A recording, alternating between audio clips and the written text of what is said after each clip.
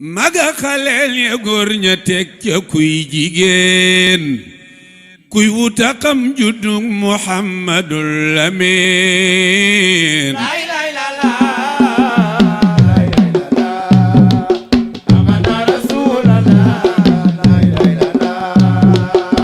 ak fil ci man déglul ma wax la kéemaan juddug Rasuul la gën ci yéppi waxtaan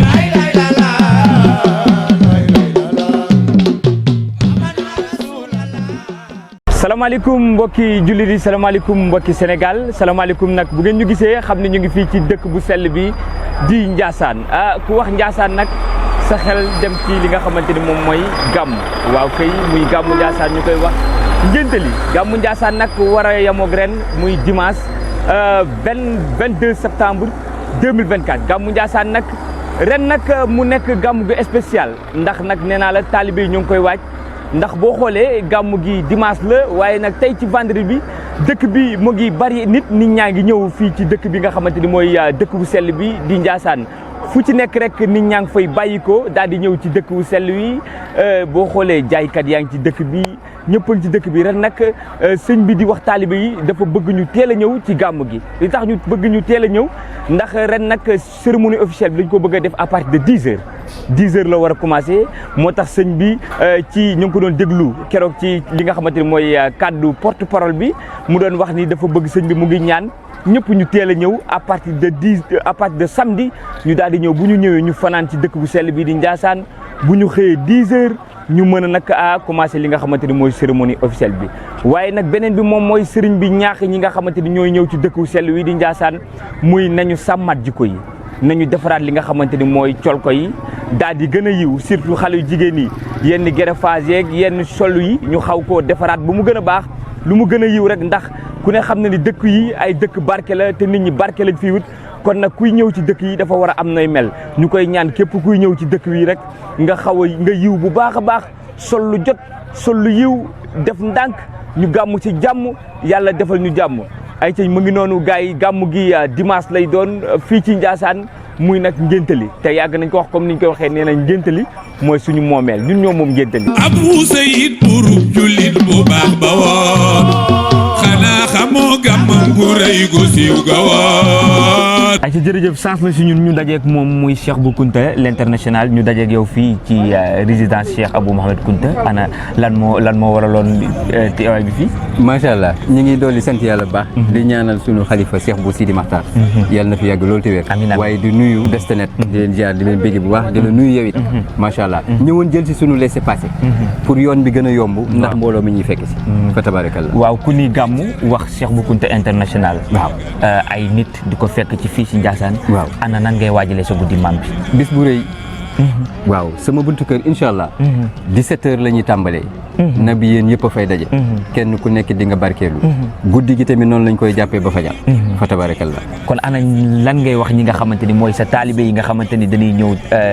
gàmmu si la ci dëkk bu sell wi nga xamante ni amoo lu ko ëpp muy Ndiassane ana lan nga leen di wax ak lan la ñuy xaar fa tabarakallah Ndiassane la ñu am dëkk bi day doxee ak yiw dëkk bi faaw nga sell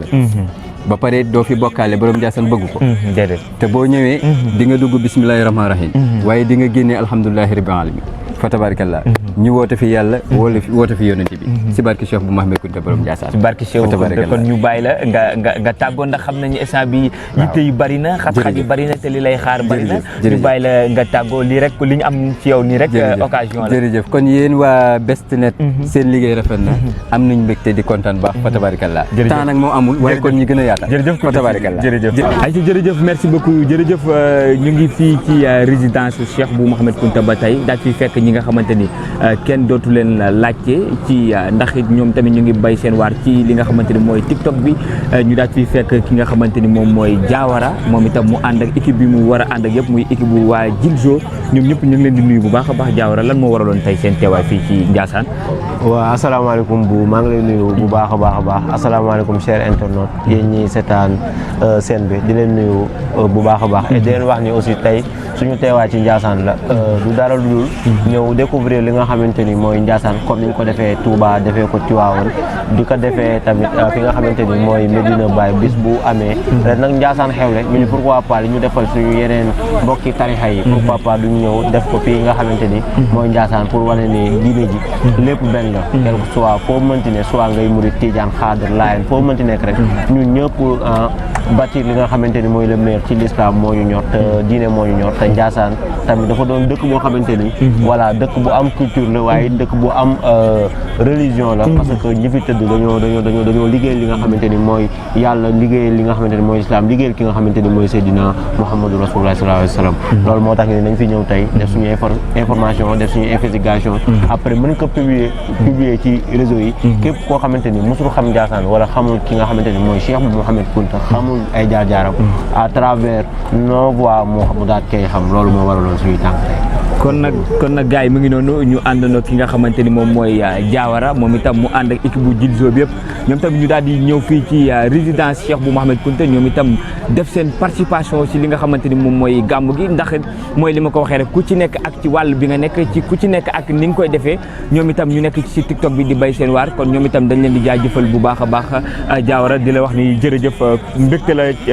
daje ak yéen fii ci résidence bi. waaw dañ leen sant rek di leen gërëm parce que tamit mën nañoo ñëw ngeen taxawee ñu ci beneen taxawaay mais ñëw nañ ngeen dalal ñu ngeen am taxawaay bu am solo boo leen ñu jàppale dañ koy sant yàlla rek et den wax ni ñu nit kontaan nañ et den wax ni voilà gàmm gi dina neex dina yëngu parce que ñoo ngi fii te dañ koy fekkee jërëjëf merci beaucoup sama waay jërëjëf ay ca jërë ngeen jëf mbokk yi ba tey ñu ngi ci résidence Cheikh Abou Mouhamed Kounta daat fi fekk ñi nga xamante ni moom mooy ay tiktokeurs yu mag ñi nga xamante ni nit ñaa ngi leen di bàyyi xel ci tiktok bi ku ci mel ni Mbakeza ak équipe bi mu àndal yëpp tey ñu fekk ko fii tey Mbakeza ana lan moo waraloon tey seen teewaay ci dëkk Cheikh bu Mouhamed Kounta bi.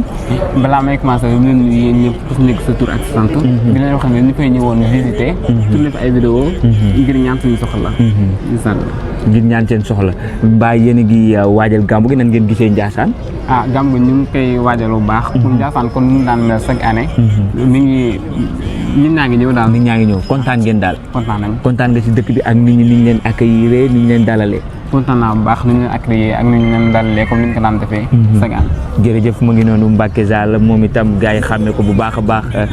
ci li nga xamante ni moom mooy TikTok beeg réseaux sociaux yëpp moom itam mu nekk xale bu jàmbaare ay ca mu ngi noonu ba tey ñu ngi ci résidence Cheikh bu Mouhamed lépp rek waajal gàmm gi ci Best Net jërëjëfe borom Ndiassane. maam Cheikh bu Mouhamed Kounta borom Ndiassane. Maam, son histoire nous sera cadrée dans nos mémoires à la muerte. Si on pouvait te ramener, tu seras nous montrer. Né vers 1840 à Nanknar, décédé le 13 juillet 1914 ici à Ndiassane li ci des xaar leen ko sama compte TikTok. ay jërëjëf mu ngi noonu mu nekkoon Milo moom itam di jeune tiktoker nekk ci TikTok bi di def lu am solo moom itam di xale bu jàmbaare tey jii ñu ñëw fekk ko fi nga xamante ni mooy Ndiassane mu ànd ak équipe bi mu war a àndal yëpp ñu nekk ci tournage yi ñoom itam def seen participation ci li nga xamante ni mooy gàmm gi Milo ana tey lan nga yëg. waa Best Net maa ngi leen nuyu ku nekk sa tur ak sa sant di nuyu samay parents teg si sama ménager di Djilzo di leen wan ni que Ndiassane fii macha allah parce que biñ dugg see si dëkk bi rek dañoo commencé accueillir ñu waaw ba si résidence bi ba nit ñi yóbboo si kaw ñu añ yooyu noonu te alors que ni mënoon nañ ñi booy ay simple tiktokeur lañ mën leen la bàyyi ñu débrouiller seen bopp alors que ni demeewul noonu macha allah daal fii. kon daal vidéo yi daal ku ko bëgg am nan ngay def. incha allah da ngay dugg TikTok. nga tapé Milou espace LDT. LDT ça veut dire l'enfant de Tive. parce que ñun fu ñu dem Tivaouane la ñuy ndamoo Tivaouane la ñuy boot suñu ginnaaw. nga dem Milou l'enfant de Tive mu indil la vidéo bi ngeen bu leen fàtte abonné wu parce que compte bu bees la compte bi passé comme ni ngeen ko xamee dañ ko baniroon. dem leen ngeen abonné wu. partagé flowé favori. pour dara bañ leen a raw. parce que incha allah compte boobu noonu day gën di neex. ayca mu ngi noonu dem leen abonné ngeen yokk ko doole ñoom itam ñu daal di ñëw Ndiassane def spécial Ndiassane spécial borom Ndiassane lépp rek waajal gàmmu Ndiassane bi jërëjëfe borom Ndiassane fii ci Best Net jërë ngeen jëf. maga xaleel ya góor ña teg ca kuy jigéen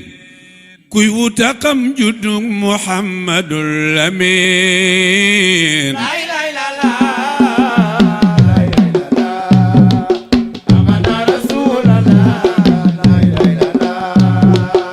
ak fil ci man déglul ma wax la kéemaan juddug Rasul